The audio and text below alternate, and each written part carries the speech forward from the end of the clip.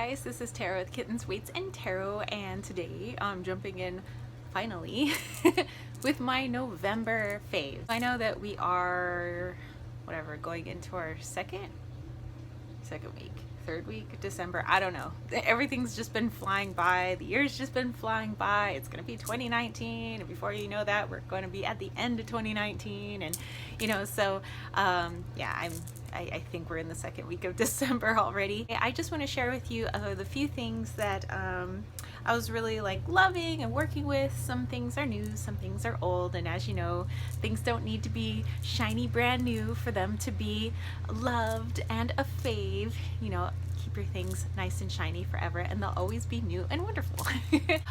Let's jump into it.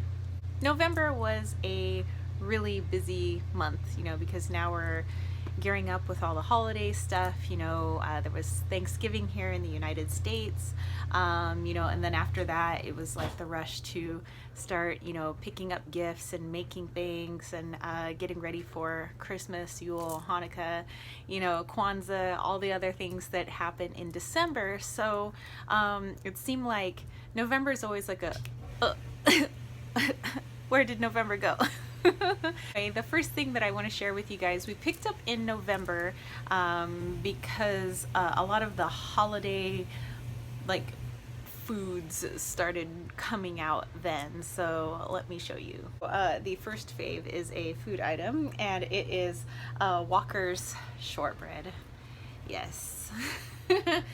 I love these shortbreads so much, and you can see that this is a big tin, and that's because there was a lot of them. But between my boyfriend and I, we're like, wow, we could use this tin for other things, so we should probably help to empty the tin. So therefore this girl has to work out like a mad woman so that she can eat shortbread and have a good time doing it. So yes, this is our fave little shortbreads, and it comes all the way from Costco, so not too far. And yeah, this was definitely a fave in November.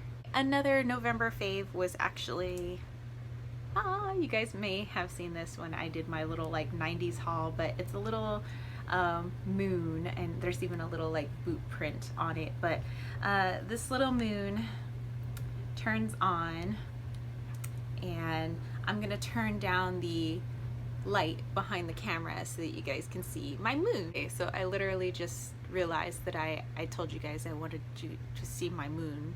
I am not mooning the camera. I literally have a moon in my hands. Okay, so this little moon turns, you can turn it all sorts of different colors, and let's see, you can even just make it white, you can make it do all sorts of other stuff.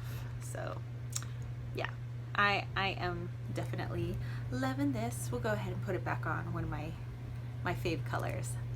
Indigo, hello.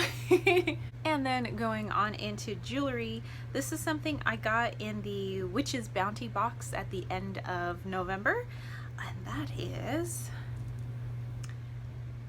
this beautiful seashell necklace that has been treated to give it that aura color, that kind of iridescent-y color. There's a little doot of white topaz up at the top here and a sterling silver setting. It is absolutely gorgeous, and for somebody who lives not too far from the ocean, grew up in a beach town, loves surfing and all that stuff, having a deep connection with the ocean, yeah, this was right up my alley in the month of November. And then, of course, in November, if any of you guys watched my 90s haul video, I just went crazy when I saw that Dahlia's was now on the website dollskill.com, and I always wanted to buy Dahlia's things, and they were so expensive back in the day, and now they're a lot cheaper, and I could relive my 90s fantasies of how I wish I could dress if my parents had the money back then. So I just kind of went rainbow crazy, everything, the cuts and designs of a dress that I got and shirts and everything. So I was so excited to be able to relive the 90s, and I don't know if you guys can tell right now. I've got my rainbow shirt on, I got a rainbow belt on. I did get to wear my rainbow shoes today. I did not bring my rainbow purse with me, but yeah, I've been all like rainbows.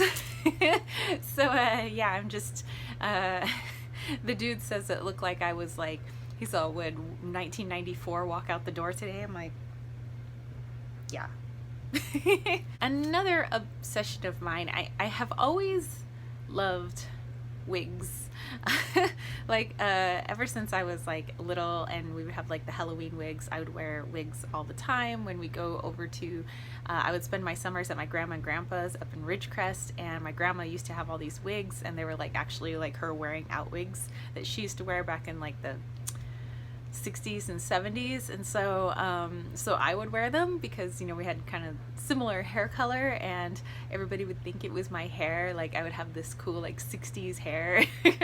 So yeah, I've always loved wigs, and now like wigs are a thing. They're making a comeback. And so I have, let's see, I have 1, 2, 3, 4, 5 wigs now. So yeah, I've been really loving wigs, and you guys may have seen I've worn this pink wig a few times. I'm still kind of like working on them, trying to get them to look a little bit more realistic when I'm wearing them, so I still have to like pluck the hairline just a little bit and learn how to make the little baby hairs and everything. But yeah, right now it's just kind of styled back with one of my little butterfly clips. But yeah, I am all into my wigs, and that was definitely a fave in November because I really like hunkered down and was like, okay, I am going to learn how to really like style and work with my wigs and like really make them look good, and how to take care of them properly so that they last a long time.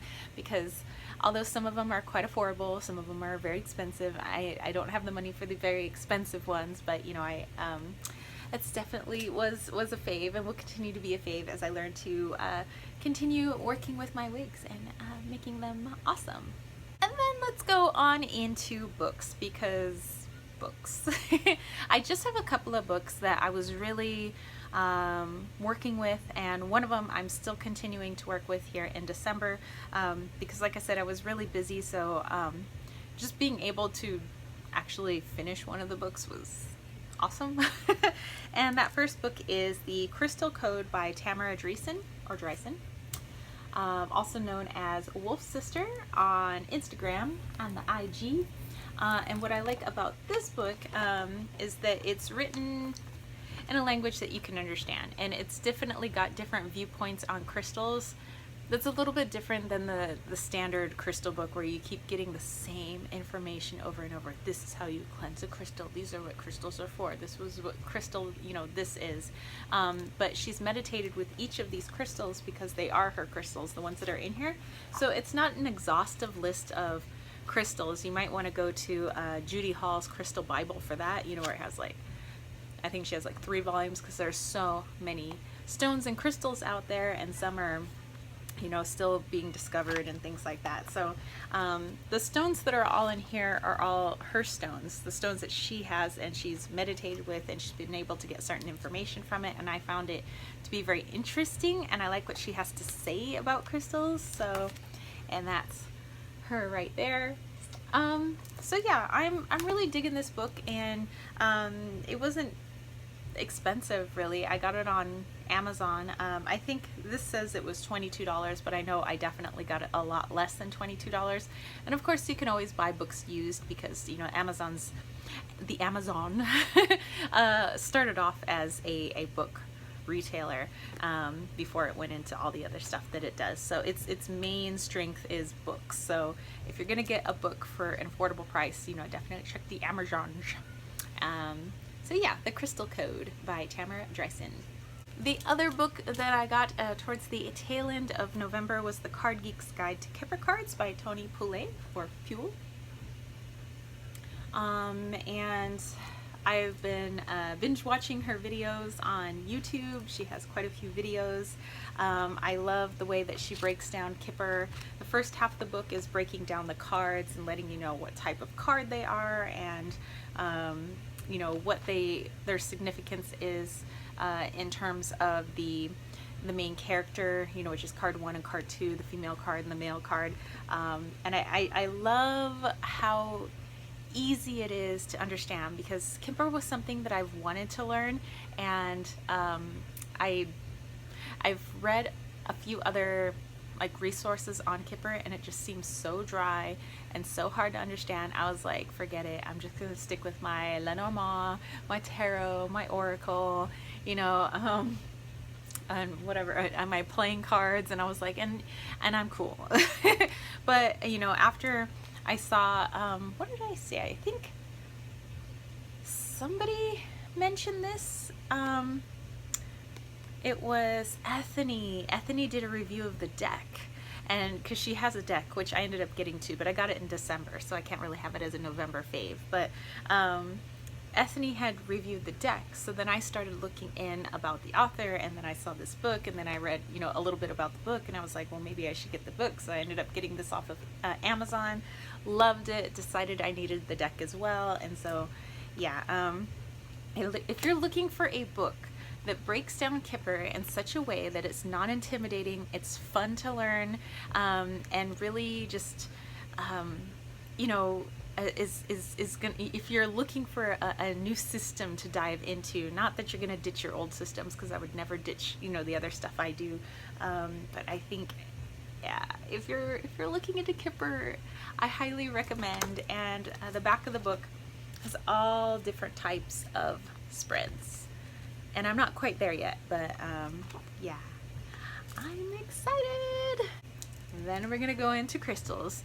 I will say that I really loved doing like my crystal grids, which I don't do too often, but I started working with grids a lot more in November, because usually if I'm really feeling like I need the energy of a particular crystal grid, I will make one, but it's not like I'm making one every day. That's like too crazy.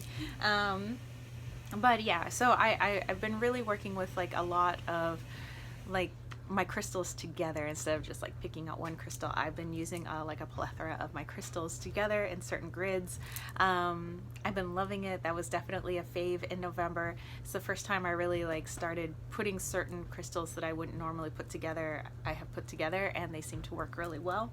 But I will say, if I had to pick just one crystal for the month of November that I really went back to, it's actually one of my favorites of all time, and that is hemimorphite. So this is always going to be my fave, but sometimes, and you know, I'm working with other crystals, but I happen to just go back to hemimorphite for November, and that's really the like main one that I was working with. So this is a giant chunk that I got for a really good price on healingcrystals.com. I do have some smaller pieces of hemimorphite, this little jute here, and this little piece in a case, and I know that I have one behind me somewhere on my altar, you know. So I have a lot of pieces of hemimorphite. I have a couple of necklace pendants that are hemimorphite, and I've been obsessed ever since the very first necklace that I got, that was a beautiful half polished piece of hemimorphite that looked like a wave. It kind of looked like a loose S. It was this beautiful, like the blue like this, the ice blue on top, and then on the back it was white, because you have a little bit of like white and blue in here, and it was the most beautiful necklace you've ever seen.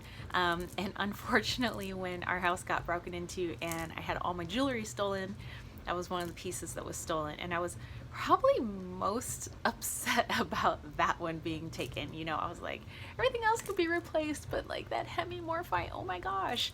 And I've been looking all over, we just can't find any piece like that one. So I don't know. In the meantime, I've been collecting little pieces of hemimorphite because I just really love the energy of it, and I took pictures of it so that it could be on the backings of my oracle deck, which I am happy that I'm going to be putting some more fine-tuning during the winter break, which is coming up in a couple of weeks. So yeah, hemimorphite was for the month of November. And lastly, what you guys have all been waiting for is decks. The decks that I was working with in November. And the first deck is the Old Bear Oracle. So I may have put this as a fave back in October too, but whatever. It's going on into November too. So you could choose your backing. It's from Duck Soup Productions, which they have a website, which I believe is also just Duck Soup Productions. I'm gonna link the listing down below for their Etsy shop if you want to check it out. But it's all different kinds of bears, and they have been named, and they have like a little keyword with them, and they also have like a little playing card, you know, reference to them as well. And I like it, you know, to use as like significators and like spreads. You can use them with tarot cards. You can use them kind of like tarot cards. It's not a complete tarot card deck, but you know, I just think they're really cute. And you know, and as somebody who has like a lot of stuffies, you know, this deck was right up my alley. Another deck that I loved and still love that I got in, I think October, but it's still like a November fave too, and that's the Arthur Rackham Oracle, again by Duck Soup Productions. And if you're interested in it, I will definitely put the listing down below for you guys. Again, you can choose your backing. I chose a little starry backing here, and these oracle cards are based off of just a few of Arthur Rackham's artwork out of like the bazillion pieces of artwork that he has for all the different things that he illustrated for. Yeah, so this has been fun to work with. Very kind of like a deep, heavy deck, but I dig it. You know, since I grew up on some of my fairy tale books, like the Grimm's fairy tales, which I grew up on, which is probably a little dark for a kid, but yeah, I loved it, and I always love the artwork, so it takes me kind of back to those stories and childhood and all of that. So yes, my Arthur Rackham Oracle. And the last deck that I want to show you guys comes in this beautiful gold pouch. And that is a deck that I wanted since their first printing, and I think this is like the 3rd or 4th edition. And this is the Extraordinary Oracle. And these are the backings. I think the original backings were black with these designs, but yeah. I've wanted this for quite some time. And finally, after seeing review after review after review for like, what was I waiting? Like 2 years maybe? And then all of a sudden I was like, you know what? Yeah, because I was waiting mostly because of the price, but I was like, just do it. I mean, you know you want this deck, so just do it. So I've been getting along with this deck. I've been getting a lot of insight. I love how it reads. I love how it reads with other decks, like no matter even if it's a dark deck, if it's a light deck, if it's more of a jovial deck, it reads well with like everything. So enamored. And I do have to mention that there was one more fave for November, and that was our family's Thanksgiving, which was up at my aunt's house. And I always think that it's a nice time for, you know, the very few of us that are left to have a little Thanksgiving together. I remember our Thanksgivings used to be huge, but as people have moved away and passed away, we're down to like 5 people. So my aunt ended up bringing one of her friends so that it would be, you know, so tiny. But I do enjoy us getting together at her house for Thanksgiving.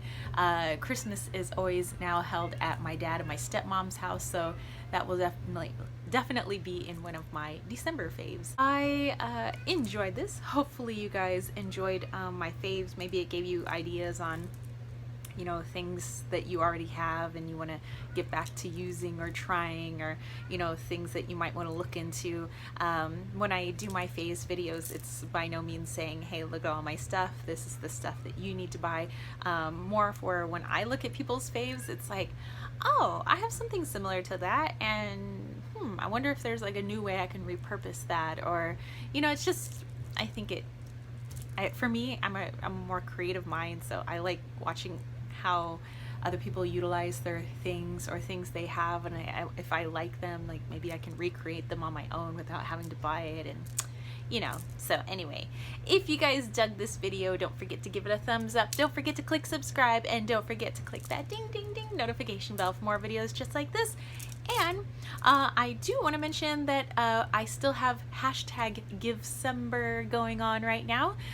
So don't forget that December 15th will be that cut off to submit your address to me, Tara, at kittenswaitsandtarot.com, so we can play a little bit of Secret Santa with the people in our community. So I will take all those addresses, pair your address with somebody else, and switch their address with you.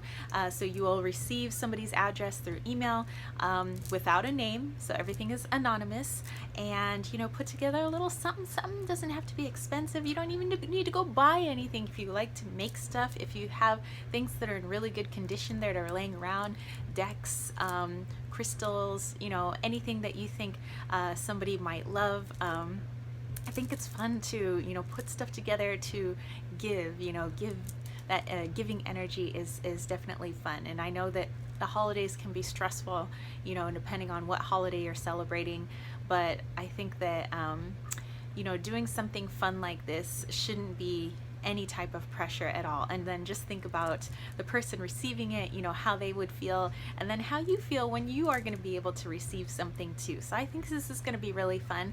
Also, it's a time to post on social media with hashtag Givecember, any organization that you are really connected to as far as giving your time, money, you know, just an ear.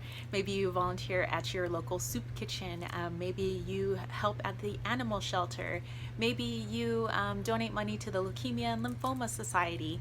Whatever it is, put it out there so we can all see all the good that everybody is doing within our community for the larger community, you know, in our cities, in our states, and maybe you'll see something that you want to jump on board. You know, you see somebody else's cause and you're like, hey, I want to jump in on that, and I think it would be absolutely wonderful. So post all that on your social media, make a YouTube video if you want, but definitely join in on our little Secret Santa thing. I think this is going to be a lot of fun. So December 15th will be that cutoff. That's when I'm going to be giving everybody their address to be able to send a little something something to you.